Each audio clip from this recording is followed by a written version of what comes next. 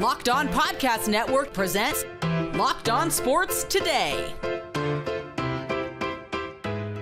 The Bengals enter the preseason with high hopes, and Joe Burrow is once again dealing with a preseason injury. Is this one enough to derail the Bengals' lofty goals? Also, why are we sleeping on the Dodgers?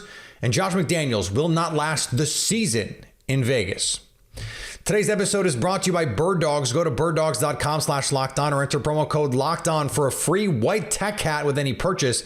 You won't want to take off your Birddogs, we promise. I'm Peter Bukowski, starting your day with the can't-miss stories and biggest debates in sports. You're Locked On Sports Today. Searching all major sports. Found. Let's start with the biggest story.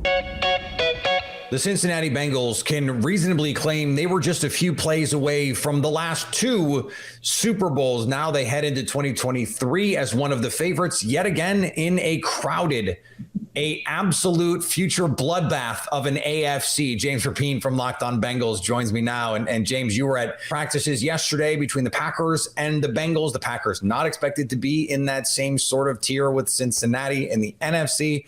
As much as it hurts me to admit that, that is in fact the case. And one of the big storylines, no Joe Burrow.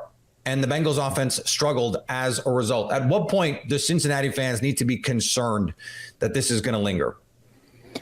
Yeah, as long as Joe Burrow's out, it's going to linger. He just means that much to this offense. He's the heartbeat, according to Mike Brown, of the entire franchise, and I get it and understand it. The good news from Wednesday is Burrow walked out to practice and was on the field for the first time since suffering that calf strain and looked comfortable walking. And I knew that, and the people that cover the team knew that because we've seen him in the locker room. But this was the first time we were able to capture video and show everybody that he's okay and that he's still there and in great shape. And I think that's the other part of this is Burrow's dealt with different ailments throughout the years. Last year with the appendectomy, at least this year, he doesn't have to pound protein shakes to try to put on weight in time for week one. It's letting that calf heal, but he can still train and lift and do things like that. He just not able to do much with that right leg right now as he lets it heal. So overall, the offensive struggles, they'll continue without Burrow,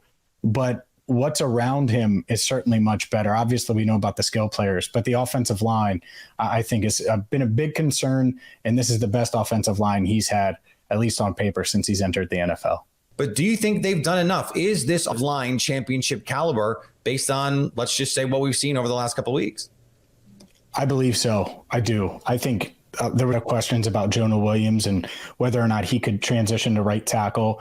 Some are still going to have questions. I will say this. He handled his own and played well on Wednesday, had to deal with Preston Smith, had to deal with multiple Inikbare as well, like multiple guys on that Packers front, and looked good doing it, whether it was team drills, one-on-ones. And so we'll see. But if he can stay healthy, and that's the part of this that really is tough. But if this Bengals offensive line can stay healthy, I think they are confident that Orlando Brown Jr. can be a franchise left tackle. They love their interior linemen, Ted Karras, Cordell Volson, and Alex Kappa, all back together for a second straight season starting. Kappa didn't participate on Wednesday, more of a precautionary thing than anything. So the question coming into camp was about right tackle, if Jonah Williams could make that transition from left to right. And so far he's done a great job, and he looked good on Wednesday as well. So I think they've done a lot. I think the offensive line should be much improved, maybe even slightly above average or above average. And if that's the case, Burrow's going to have more time.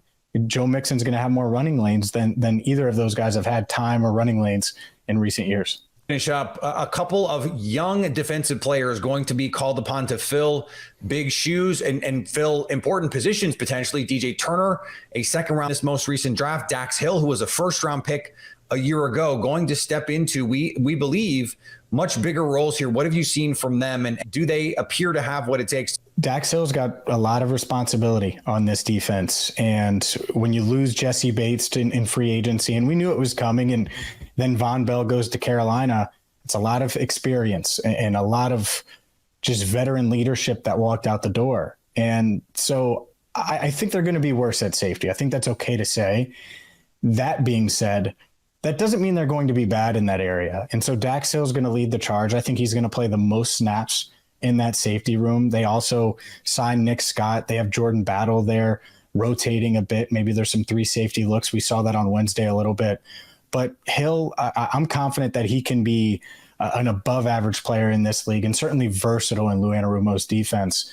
And DJ Turner, I wasn't overly impressed by him during the offseason program, and that's no knock. It's more of, they're not even full practices or anything like that. They're just kind of running around trying to get the playbook down. But he's really shined throughout training camp. That doesn't mean he's been perfect. He's given up plays, but he's always making plays, and he doesn't panic with the ball in the air, is able to track the ball well, which for a young corner, some guys lose it in the air or they panic if they don't feel the receiver. He just uses his speed to catch up and make a play on the ball. And more times than not, that's what he does. So I think that the Bengals in a perfect world wouldn't necessarily have to start DJ Turner early on this year, or maybe at all this year, with Chidobe Awuzie working his way back. Dax Hill's certainly going to start week 1, and they're banking on him. And obviously Turner will be that cornerback 4 backing up multiple spots. Stay up to date all year on the Cincinnati Bengals by subscribing to Locked On Sports today and Locked On Bengals on your favorite podcast app and on YouTube. Thanks for making Locked On Sports today your first listen. Coming up, are we too bored of the Dodgers ruling the regular season? Before we get to that, the Phillies' big trade deadline acquisition on the pitching side came up huge last night. I never had a pair of shorts that made me look good while also being really comfortable until I had a pair of Birddogs. And now I have at least 6 pair of Birddogs. Birddogs make you look good. Their stretch khaki shorts are designed to fit slimmer through the thigh and leg, giving you a truly sculpted look. They fit like a dream. I just wore them to travel. In fact, I took 2 pair of Birddog shorts and 1 pair of Birddog joggers with me on vacation for like a week. They invented cloud knit fabric that looks just like khaki but stretches so you get a way slimmer fit without having to sacrifice movement. You can seriously go from the couch to the golf course to a night out all in the same pair of Birddogs. These are the most comfortable pair of shorts I've ever owned. It's why I went out and bought a bunch more after I tried on just 1 pair. I was like, these are life-changing. Go to birddogs.com/lockedon or enter promo code LOCKEDON for a free white tech hat with your order. The white tech hat looks great, by the way. That's birddogs.com/lockedon or promo code LOCKEDON for a free white tech hat. You won't want to take your Birddogs off. We promise. In just his second start, his home debut for the Philadelphia Phillies, Michael Lorenzen threw a no-hitter. What a night for the Philadelphia Phillies and Michael Lorenzen. Connor Thomas, your host of Locked On Phillies. And my goodness, I thought Weston Wilson hitting a home run in his major league debut, first at bat, was going to be the story of the night. And then Michael Lorenzen goes and upstages him, the 14th no-hitter in Philadelphia Phillies history. I'm going to be honest, I've never watched one start to finish before. I've seen moments. I've seen pieces. Roy Halladay's postseason no-hitter I listened to on the radio. The Perfect Game I saw a little bit of, but this is the first one I ever watched start to finish, and what a home debut by Michael Lorenzen. I don't know what more to say. It was a magical moment at Citizens Bank Park. The whole night just had that vibe of just greatness, and I'm honestly speechless, but hopefully I won't be for the next episode of Locked On Phillies. Y'all go and check it out now, but we'll talk more tomorrow. Could it be that the honeymoon phase is already over for the Jets? New York center Conor McGovern sensed a disturbance in the force after practice. I sense frustration from everybody, he said. Everybody on the O-line, Aaron, the coaches. You can't go 3 and out in a 2-minute drive like that. Rodgers faced constant pressure from the Carolina pass rush in a joint practice Wednesday with the Panthers. He ended a spotty day for the Jets offense with a pair of incomplete passes that saw the Jets go 3 and out in that no-huddle situation. Meanwhile, Panthers rookie quarterback Bryce Young marched the length of the field in the 2-minute for a field goal against the Jets' defensive starters. Unexpected costs for your home are